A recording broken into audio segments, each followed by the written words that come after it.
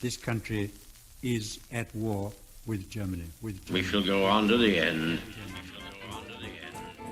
I remember the sheets of flame which came up and almost blinded us from our guns.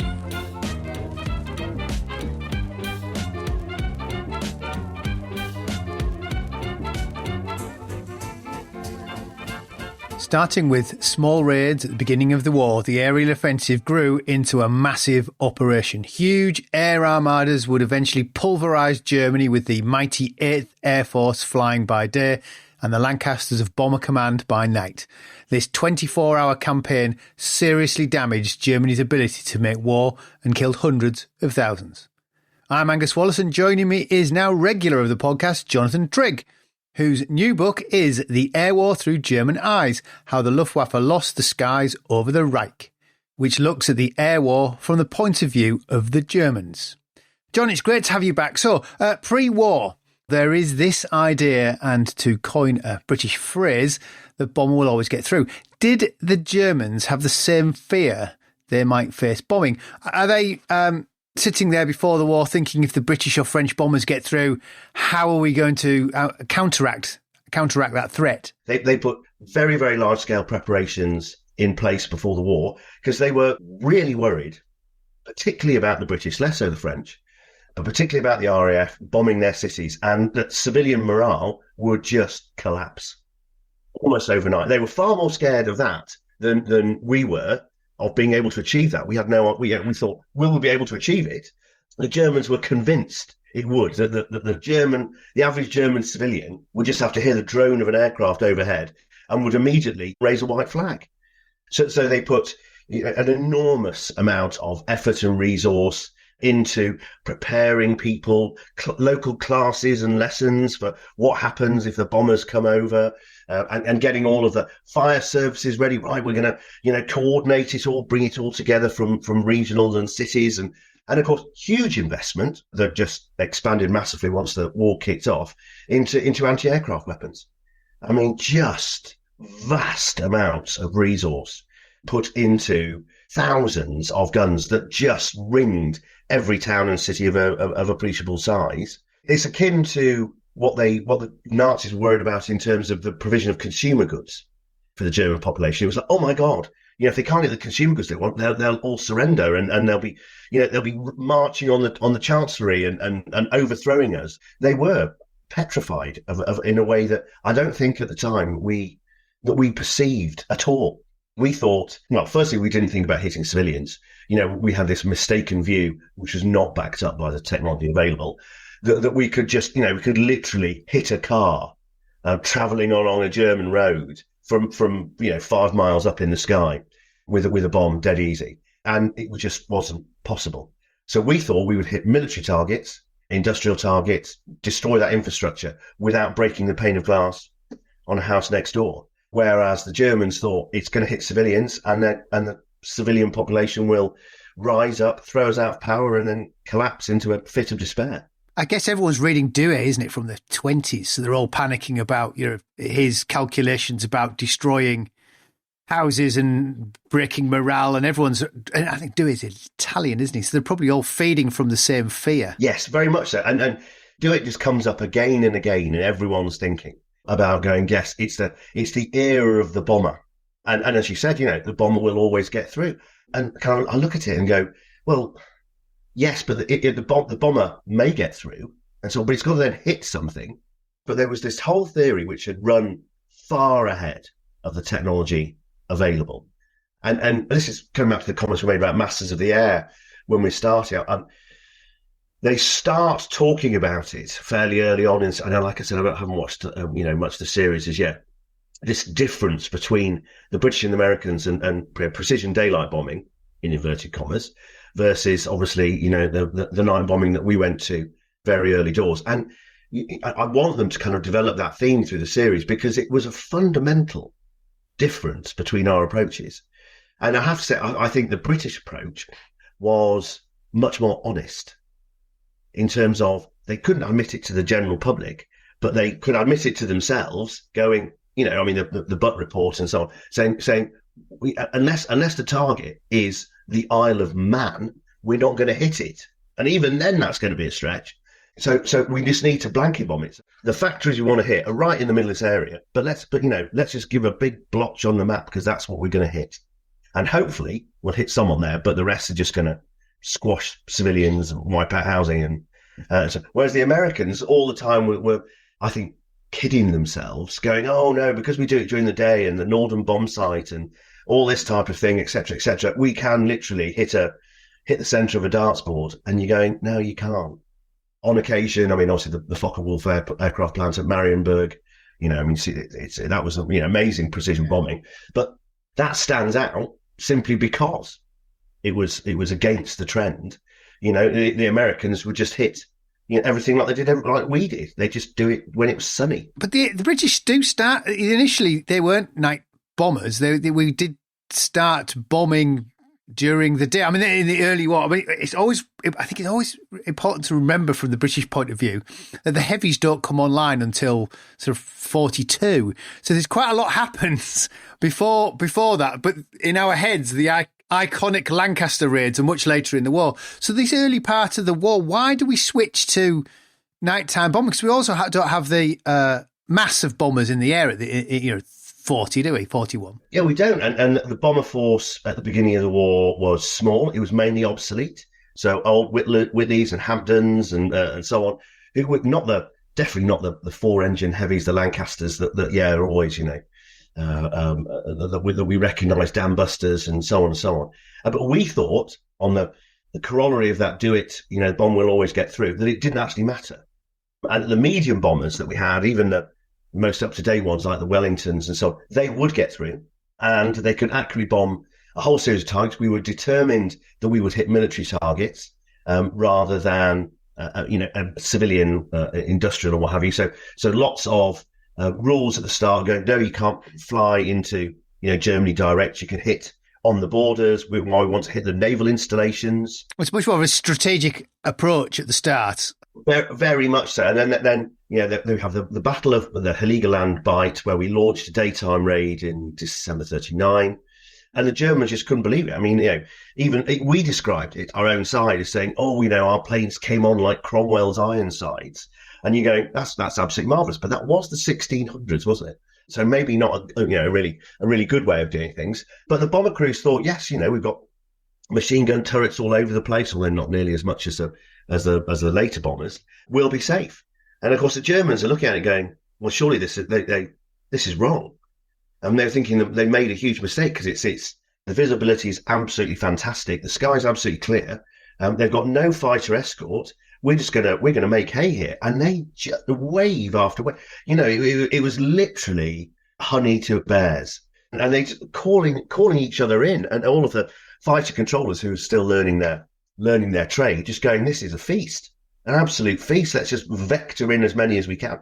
And of course, they just tore them apart. That was a pivotal, but it wasn't even huge. I mean, because of course, later in the war, the type of battles that were being fought in the air were, Stalingrad and Kursk. They were vast.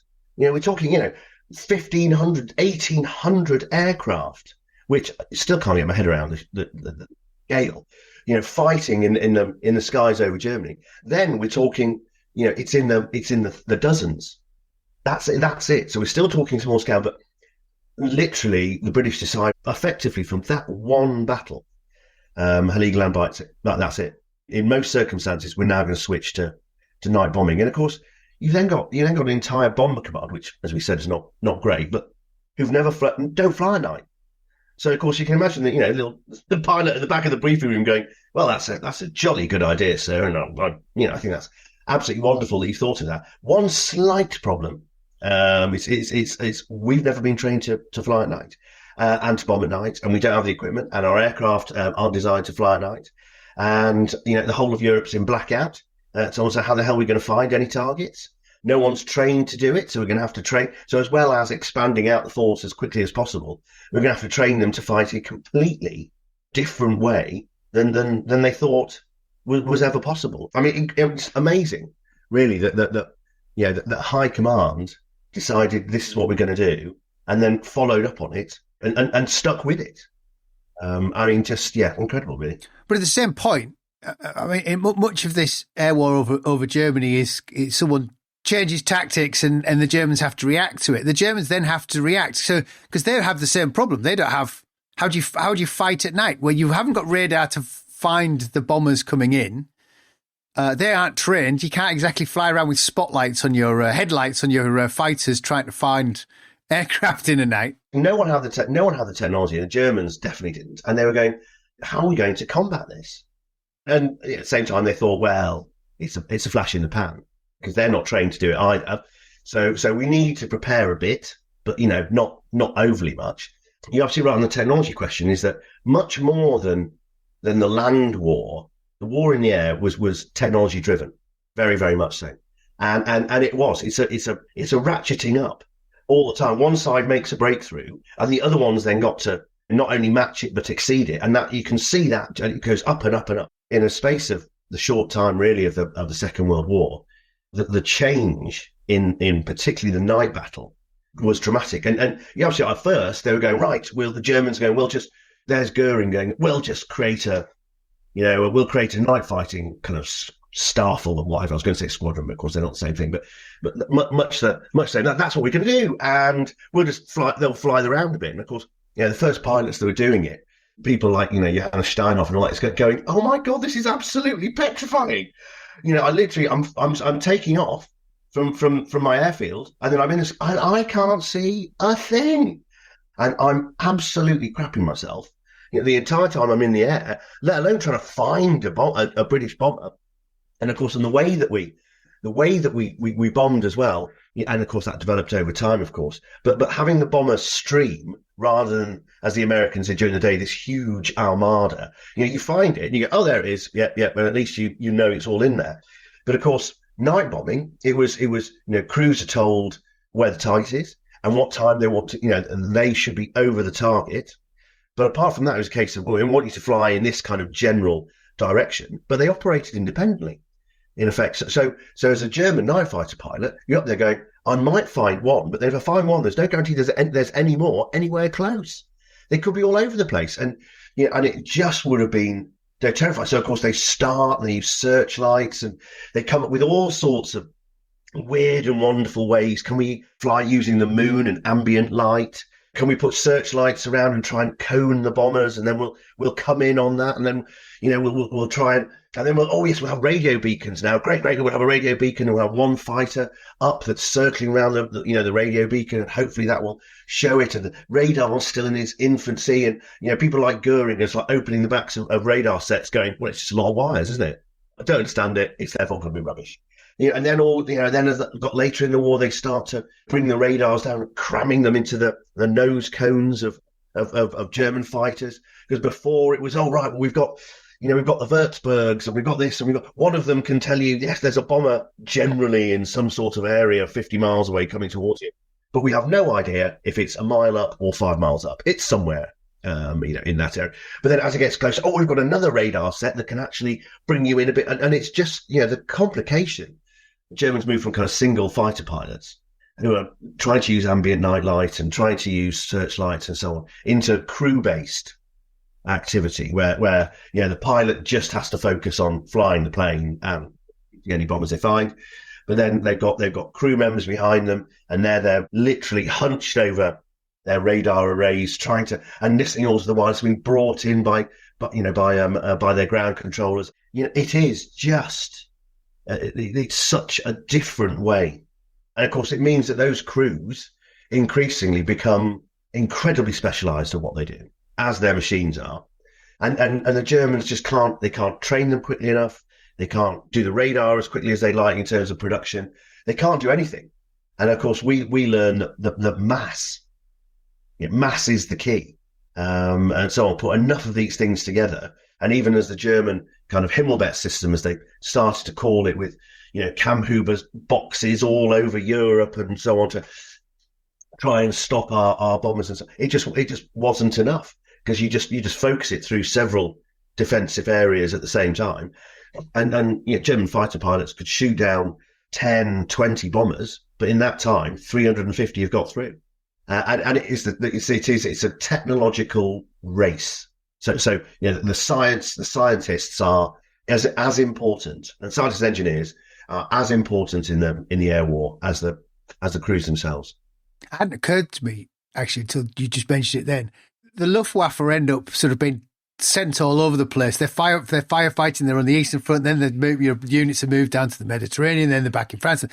Actually, you can't really do that with a night fighter group because they are so specialist. It's not as if you can just make them into day. Well, you can make them into day fighters, but then you have nobody in night fighters because you can't move a day fighter unit into a night fighter unit without a lot of specialist training on all the kit, and how it works is a very different. And it never occurred to me they couldn't be used in the same firefighting manner as other units. You're absolutely right, Angus. And of course, this is one of the major issues that the Luftwaffe has throughout the war is it lacks mass. So the advantages it had in 1939, in terms of the majority, but not all, of its aircraft were superior to the kind of air forces it was coming up against. Poles, obviously the Dutch, the Belgians, the French, although not ours, the RAF. In terms of a lot of the aircraft that we had, clearly Spitfire and Hurricane and so on, were very advanced. But the Germans didn't kick on from that. They didn't learn the lesson that actually we need more mass. So let's just, let's trade another 10,000 pilots, another 20,000 pilots. They didn't think like that. They thought, well, the Nazis became complacent. And they said, we've got an advantage. We're always going to have it.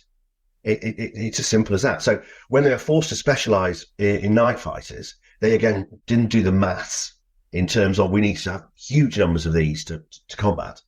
And as for the day force for the Luftwaffe, it was always a case of the only way that they could win in any given scenario was to strip everywhere else and concentrate it.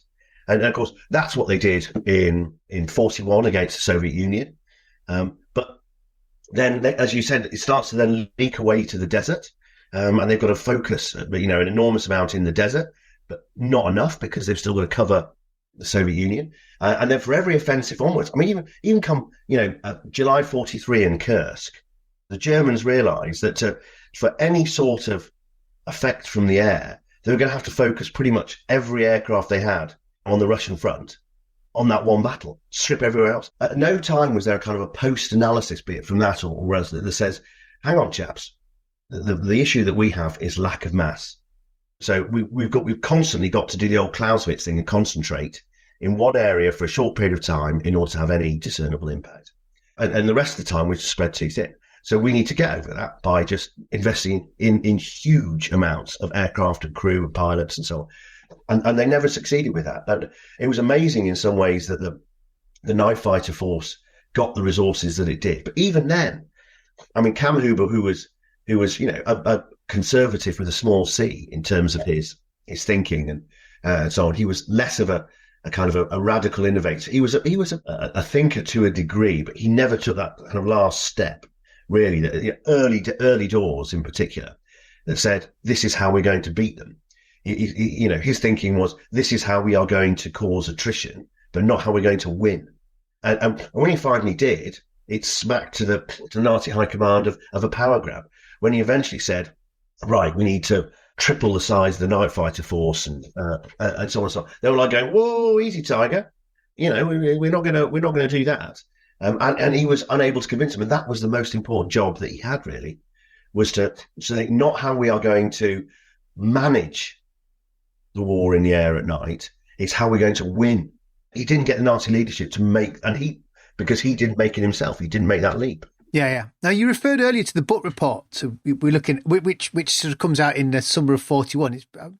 Does Harris come in just after the Butt report as well? Which is, I guess, the two things are happening at the same time. It's very damning of the RAF campaign. I was interested. What does it sort of say, and how does it have the RAF reflect upon how they're operating? The Butt report was very controversial at the time, and it was compiled from a whole series of post-raid photos of attack scenes over a significant period of time. And its conclusions were literally, if they could hit within 5 miles of where they were aiming, they were doing a cracking job, but we weren't actually doing that very much. And Churchill was genuinely shocked and was utterly confused, because he'd been pumping resource into bomber arm and believed that every time the bombers went up, They were causing huge amounts of devastation to German war industries. And yeah, all he had to do was carry on, turning the tap on, and that will continue to work. But the report says, no, we have to be realistic. We are not landing, hardly any of our bombs within 5 miles of the target area. So we have to go to, in fact, just area bombing, just admit it to ourselves, although not to the public, of course, and just do area dehousing strategy. Now, of course, for Bomber Harris, and that was manna from heaven. I mean, at the time the book report came out, he wasn't in charge, and he was just coming in really a bit later. But but the RAF at first, when they read the book report, panicked because Bomber Command was their baby, and they convinced the politicians that it was the key to success. And so they rushed out their own report and they said, "Oh no, we're knocking the Germans' blocks off. Every time we go up, everything's absolutely wonderful. Nothing to see here. Carry on. Investing in Bomber Command." But that report didn't hold much sway. But of course, it didn't need to, in a way, because then when Harris came in, he didn't care about precision bombing. He didn't believe in it. He was much more realistic about the capabilities of the technology and the crews and so on and so on. And as far as he was concerned, dehousing the German working population was the goal anyway. That was the way to achieve success. Which falls back to Dewey and his ideas, really, doesn't it? This is one of the big advantages that we have over the Germans in that obviously Harris is one of the most controversial figures in the Second World War from a British perspective. I'm still not sure what my own personal view of him was, but I will not deny that he was a strategic thinker in a way that the Germans just didn't have it. He was interested in winning. That's what he wanted to do, and winning no matter what. And that's how he thought. And that to me is proper, it's a proper strategic goal. It wasn't, how are we going to damage this or how are we going to challenge this or whatever. It's how are we going to win? And if this is what we have to do, then that's what we have to do. And everything else will be subsumed to that one goal. And the Nazis never made that leap. So, Cam Huber or Adolf Galland, when he took over, the Day Fighter Force and all that time, never got to that same. Having said, Galland came the kind of closest, if you like. He was obviously a bit obsessed with the Mediterranean theatre, which I never quite understood. At least he thought, right, in terms of fighting the day war, how are we going to win? Yeah, but he came to that very, very late. And again, he couldn't convince the seniors, the high-ups, this is what we need to do.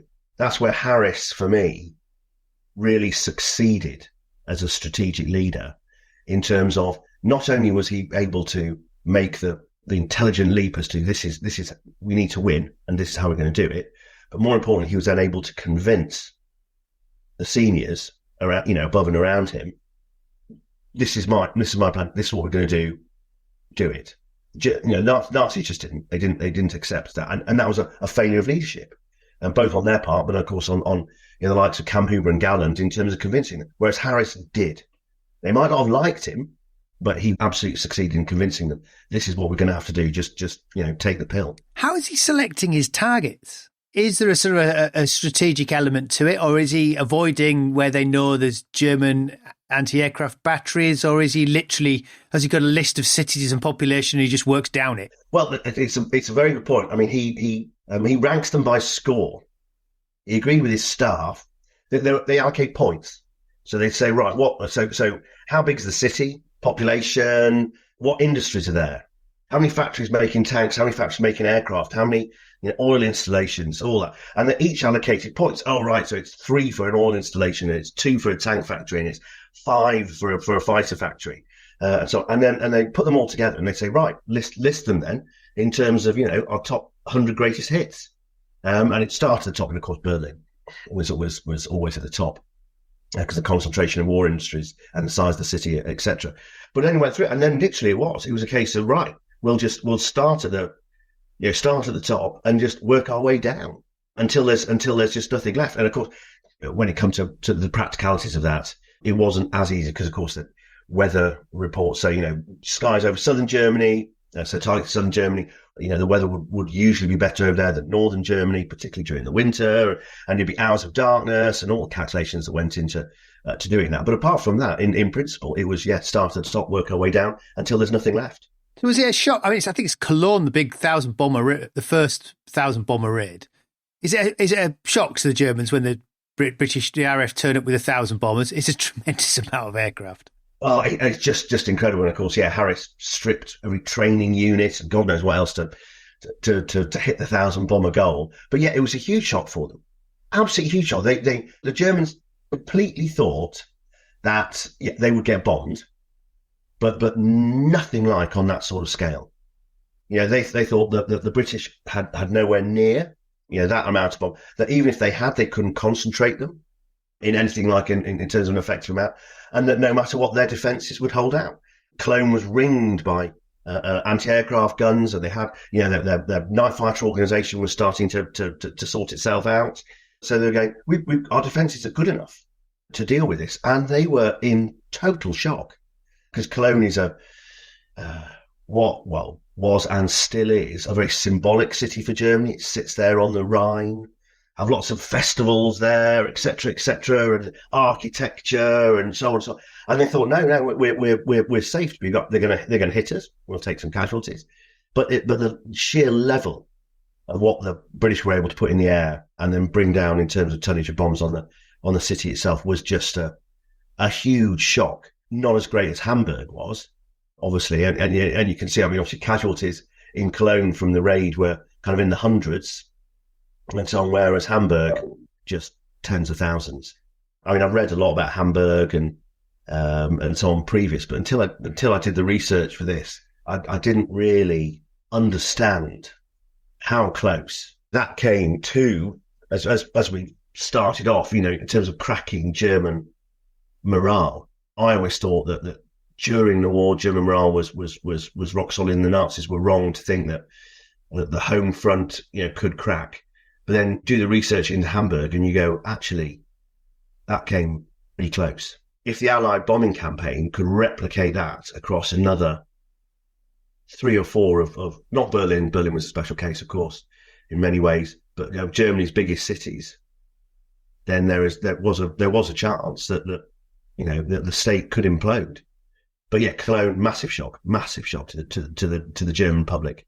But then stepping up a gear the following year to obviously hit Hamburg was just of an altogether different scale. We've got the Americans sort of coming in by sort of 42 as well. So the British are putting in 1,000 bomber raids. The Americans are just arriving with just seemingly an unlimited amount of aircraft. Is there anything that the Germans can do to keep up production to match the Allies? Because it seems very attritional. You've hit the nail on the head with that word. It's attrition. And again, this is where German strategy in all sorts of spheres during the war was completely wrong-headed, which was, the Germans can never win by attrition simply because they're always outnumbered. As I said to you before, Angus, on previous books, what one of the big learnings from the Second World War that leaps off the page to everyone who reads it is unsurprisingly, the Nazis didn't play well with other children. They just could not form the sort of alliances, coalitions, partnerships with other nations that the Allies were so good at. The Nazis always wanted to be the senior partner in any relationship. It wasn't a marriage of equals. It was, no, I'm the top dog. You are an underling eating scraps of my table, and you're lucky to get that. And all I want you to do is just do as you're told. I'm not going to work together with you in any meaningful way. You're there to serve my interests, and that's that. And of course, whereas us, we go, no, America, Soviet Union. Churchill and Stalin, two people who are polar opposites of each other in every single way, but we sat down at a table with them and said, right, we are going to work as in absolute partnership, in the words of the Hot Fuzz film, for the greater good. And that's what they did. And the Nazis could never achieve that. So they would always get themselves in a battle of attrition. They did it on the Russian front. They did it in the Mediterranean front. They did it in the air war. They did it in the U-boat war, in the Battle of the Atlantic. And they never achieved critical mass in order to win conclusively and decisively, in one place. And when they were, for instance, on the day fighter force, they were going, oh, we need to ramp up, production. And you get some like Erhard Milch going, right, we need to 3,000, 10,000 fighters a month produce that. And then Chief of Staff of Luftwaffe, Hans Jeschenet, going, oh my God, what will I do with all those planes? That's crazy talk. I haven't got space on the runways for them. And they just came at it from the wrong end of the telescope. Whereas the Allied view was, you got the Harrises, and then you've got the American commanders, Hap Arnold, and all this type of thing going, right, we start with the end goal in mind, which is how are we going to beat Nazi Germany? This is our goal, is to defeat Nazi Germany. And then they work backwards from that role. And it's like, right, we need to destroy their war industries, dehaz their population, et cetera, et cetera. So how are we going to do that? So we need masses of bombers. So we need, thousands of bombers. And to do that, we need tens of thousands of pilots and crew and so on. And then we need all of the airfields that they're going to run with. And then they're going to need and we're going to need the fuel. And then everything kind of fits into place. Whereas the Germans start from the other end of the telescope, which is, well, we haven't got the runways for them. We haven't got the airfields. And it's like going, well, that's not the issue. Start with the end goal in mind and work back from there. It's a fascinating point. I think you point out in the book that the Americans end up winding up their pilot training before even the end of the war because they have enough pilots. Yes, and it's just vast. I've always admired, the Americans for their focus on the logistics of war, and I mean that in the widest sense. In that, whereas the Nazis kept going, oh, literally, we can train, 100, 150 pilots a month and what have you. And of course, the Americans don't go 150. They go, oh, we can train 1,000 a month, 10,000, and that's it. They just go off the scale about how to do it. And it means that they can deliver that critical mass because they just think in a completely different way. That is, it's a wonder. It's an absolute wonder to behold. And it's when you go into the numbers, and you can see it, going back to things like D-Day, the classic German things on D-Day, when Pleskov and what have you reports from the beaches going, oh, the sea's full of ships, there's thousands on them. And of course, the German answer is always, there's not that many ships in the world. And it's like, well, there kind of is. And they're kind of there. And they never get that. They rely throughout, it's part of their racial delusion. They always think that quality, as they term it, would trump quantity. And they mean by that the tall, blonde-haired, blue-eyed Aryan, totally believes in the National Socialist ideal, is worth 100 of whatever the opposition put in the sky. And of course, it's complete tosh. The human material, for instance, that the Allies are focusing on in the air war is that German pilot. Yeah, as I say, and lots of other writers have done as well. Particularly the day fighters and a lot of the night fighters later on in the war, but day fighters fairly early on in the war, those pilots, they are predators.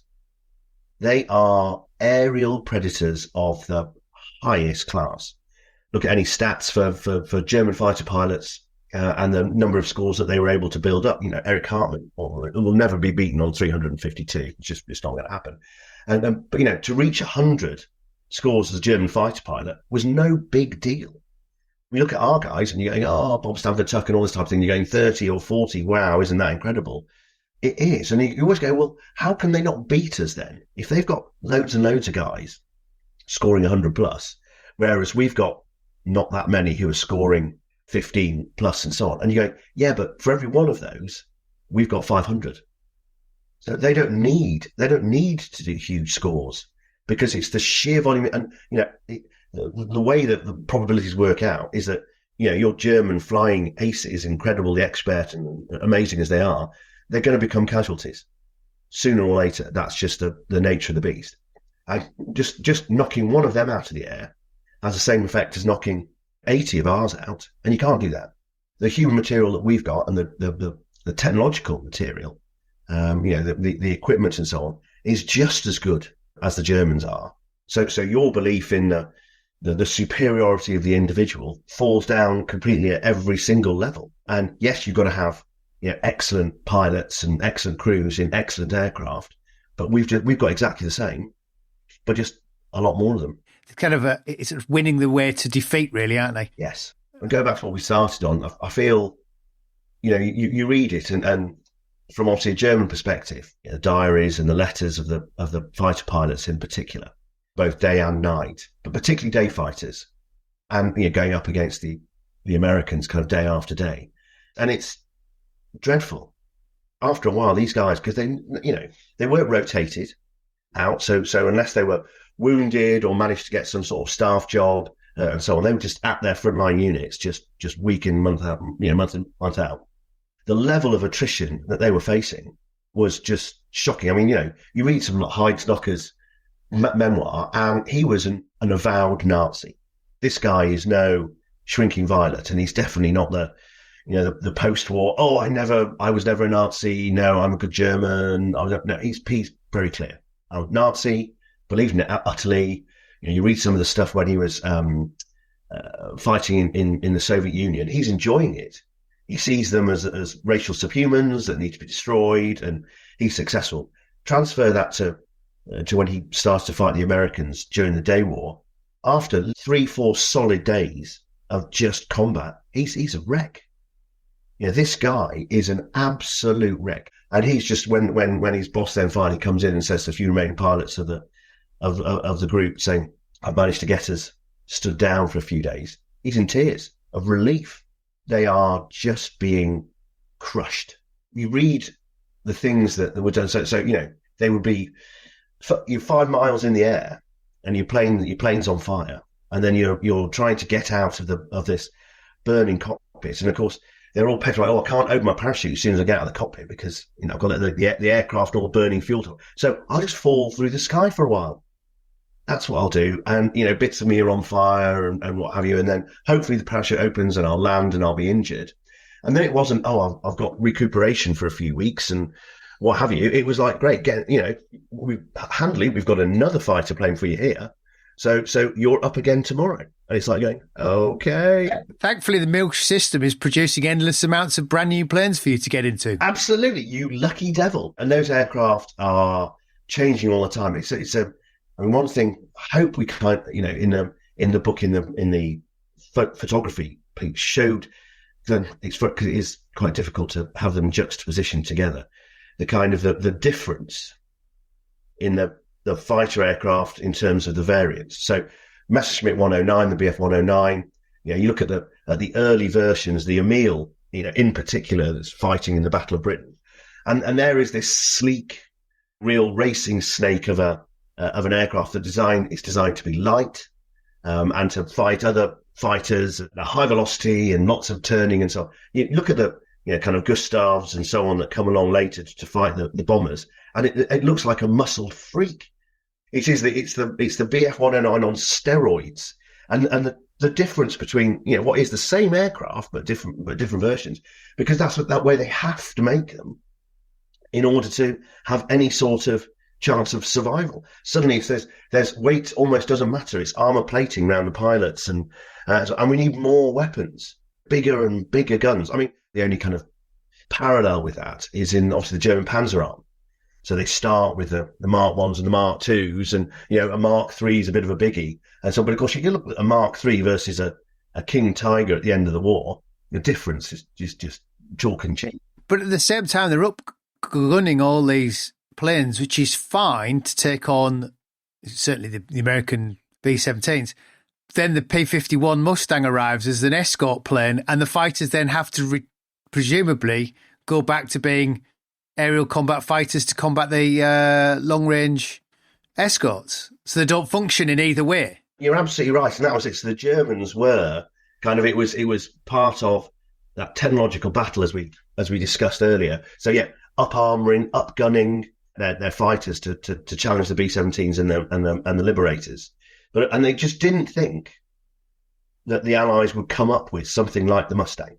They'd focused all of their tactics on, we'll just wait and we'll just hang around in the air, until the fighters have to turn back. And even as that with drop tanks and so on, we're talking about the Rhine really. So they'll go back and then we can hit the bombers en masse and we don't have to worry about escort fighters. The advent of the Mustang was dramatic, and it really was. It was, for me, it was the pivotal moment in the day war. in the skies, because that plane just changed the matter. Because it wasn't just the range. It could have been an aircraft with great range that was a bit crap, but actually it had the range, but it was also an amazing fighter in the hands of some incredibly well-trained pilots. Bring that together and you have a force that's not only larger, but is qualitatively superior to the German night fighter force. And of course, and so you get the crazy situation whereby you now have later version Bf 109s going just for the bombers that didn't have a chance against a Mustang because they're so heavy and they're slow and they can't maneuver properly, and having to be escorted by other fighters who would then take on the American fighters. So it was like you're sending out Focke-Wulf 190 or what have you. So, and it's all very, yes, you're the fighter, you're the skinny lad. We'll send you out with the fat kid, a big chunky Gustav, and because he's going to be, hitting the bombers as the fat kid. You're going to be his sleek mate running around a few thousand feet above him to take on and of course it's just mad because it doesn't work like that in a choreographed air battle, as was happening from particularly 43 onwards in the air during the day.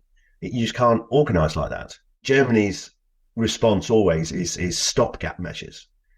So that's when they start to use, for instance, the night fighter force. So, we have to bring mass in. So we're going to get these incredibly niche, trained and skilled and experienced night fighters. They're going to have to go up during the day as well in aircraft that are simply not suited for it. We're going to have to retrain bomber pilots. We're going to have to, we're still going to stick to this stupid idea of using the Bf 110 twin engine thing during the day. The famous destroyer squadrons that were a complete waste of time. That showed from the Battle of Britain and so on, but they still stuck with the idea, just because they didn't like to admit defeat in any way.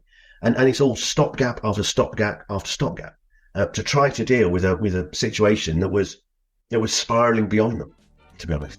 John, we're going to just pause it there a moment. Folks, we'll be back in a moment. Welcome back. I'm joined by John Trigg, author of The Air War Through German Eyes. The Americans turned up being able to drop a bomb in a pickle barrel or whatever the saying is for the Norman bomb site, which apparently fails. But I'm intrigued about their learning curve on their bombing campaign, because something the British have given up on bombing to just bomb areas. We'll just bomb an area. Do the Americans get close to doing the same thing, or do they fundamentally try to stick to their idea of strategic bombing, just change the way they're trying to achieve it?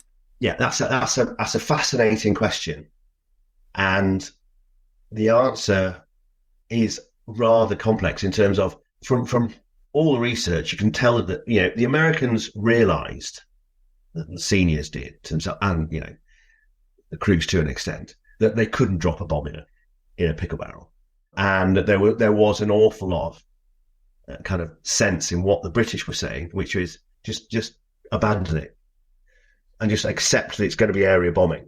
But at the same time, I think there's something in and this is where it gets a bit psychological, something in the American psyche won't accept that war is a really, really grubby business.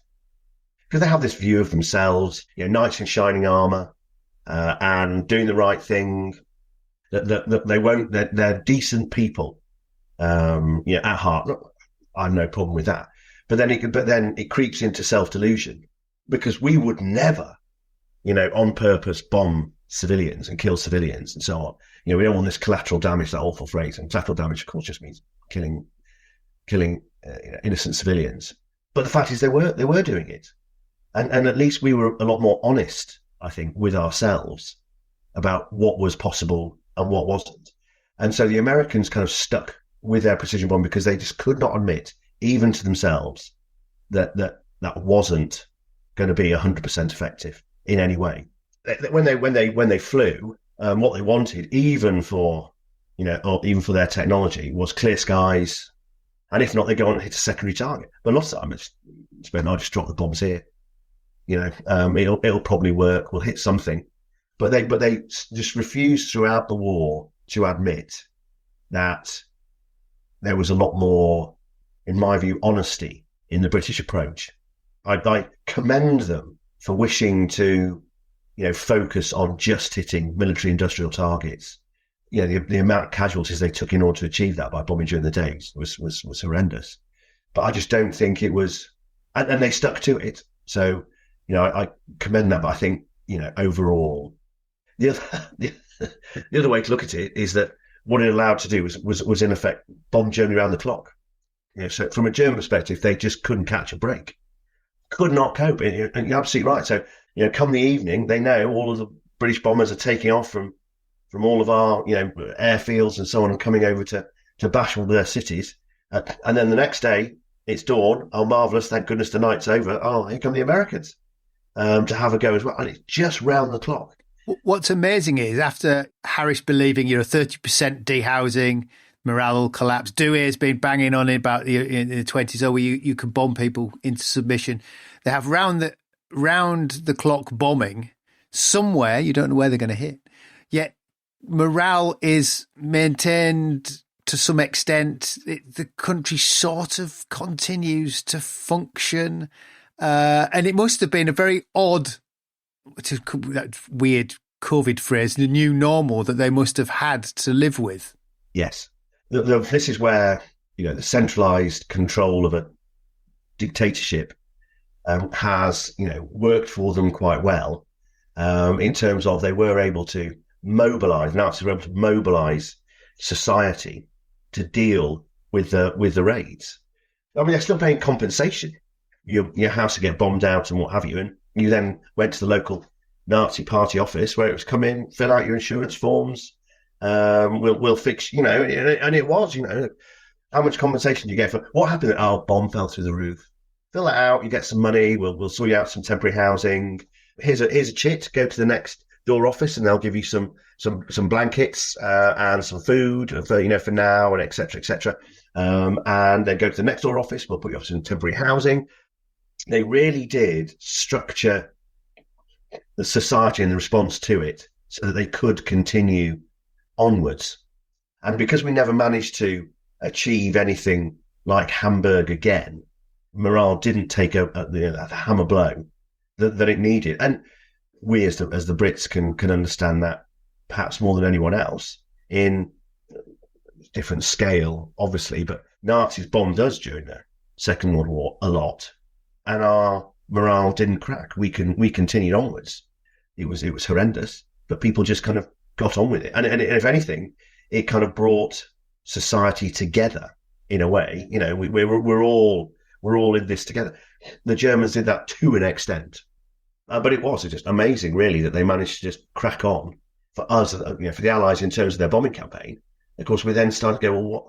It's almost like they've got to keep on ratcheting it up because it's just one more push and they'll collapse. But that's not what they were going to do. It never quite happens. I do wonder, for all the criticism of Harris, what was the reaction of the Allied campaign in the Allied countries? Were they aware of the punishment that the Germans were getting? Were they aware of those dreadful raids on Hamburg and Dresden? That is a very, very good question. There was an element of it. I mean, clearly, news and propaganda were intermixed in the two. But yes, to a degree, and particularly here in the UK.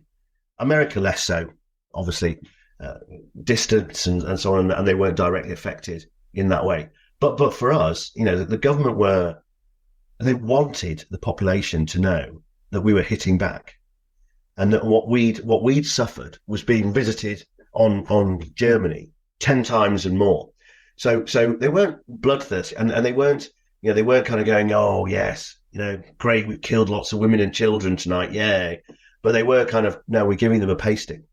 Wiesbaden was hit tonight, and thousands of houses destroyed. German interest. I know there's a focus obviously on the military industrial complex, and we destroyed lots of factories in the town making bombs and so on. But there was without a doubt an element of you reap what you sow, and that's obviously Harris's famous quote on reaping the whirlwind. The UK government in particular wanted people to know that we were doing something, and that Germans were suffering in this war that they started. There was no dancing in the streets about it. either in Britain or America. We're not like that anyway. We don't go, yay, we just bombed a city tonight, great, and so on. But there was a quiet satisfaction, I think, without a doubt, among the civilian population, particularly in the UK, as I said, less so in the States for a whole variety of reasons, that we were punching back very, very hard.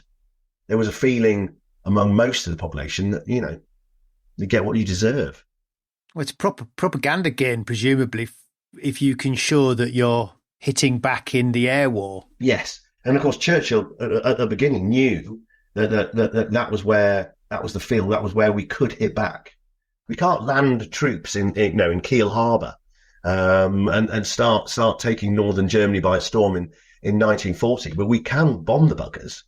And of course, there were some significant voices both in Parliament and obviously the Church who were saying that this is an awful tragedy and we shouldn't be doing this. But they were few and far between.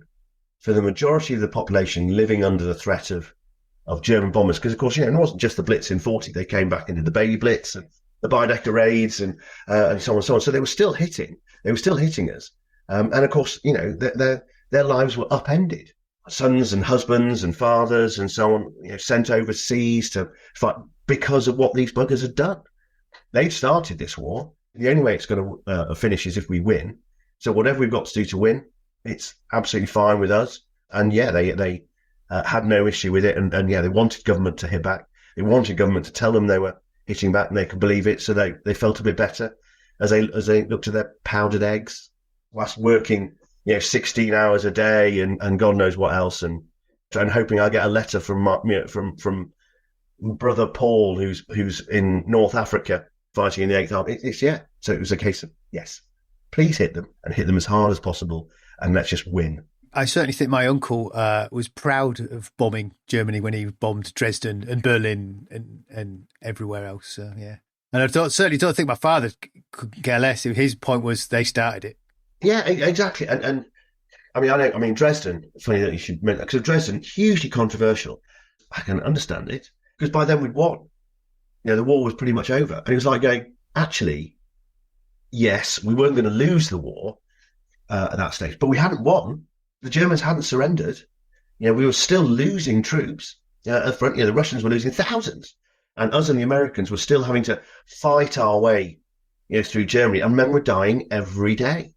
Now, if the Nazis had surrendered, then of course we wouldn't have bombed it. But the fact is, they hadn't surrendered. They were still fighting. So what are you going to do? You can't suddenly turn around and say, oh, well, it's pretty much all over. Tell that to a young private soldier on the front line who's just seen his mate get killed. We're in the heart of Germany here. Why don't you buggers give up? You're not going to win, and yet you're still trying to kill me. So no. Keep on bombing them until they finally say, we've had enough. Hands up. Or bomb them into submission. Yeah, bomb them into submission. Well, John, we will leave it there. Thank you. Loyal listener, if you want to read more about the war over the skies of Germany, the book is The Air War Through German Eyes, How the Luftwaffe Lost the Skies Over the Reich. I will put a link in the show notes and on the website. Next time, we'll be in the Pacific looking at Hong Kong. So until then, I'm Angus Wallace, and thanks for listening.